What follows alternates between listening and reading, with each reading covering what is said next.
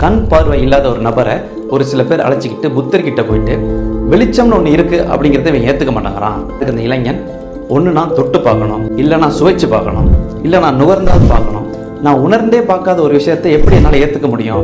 அதுக்கு மற்றவங்க எல்லாருமே வெளிச்சத்தை பற்றி நீங்கள் தான் விளக்கம் தரணும். அதுக்கு புத்தர், அவன் உணராத ஒரு விஷயத்தை எப்படி என்னால் உணர்த்த முடியும்?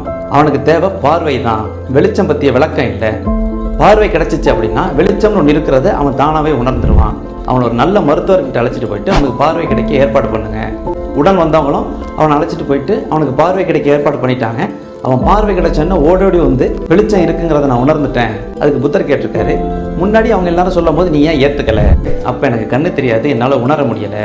அதோட அவங்க சொன்னது ஆமாம் அப்படின்னு நான் ஏற்றுக்கிட்டு இருந்தேன் அப்படின்னா இன்னைக்கு வரைக்கும் நான் கண்ணு தெரியாமல் தான் இருந்திருப்பேன்.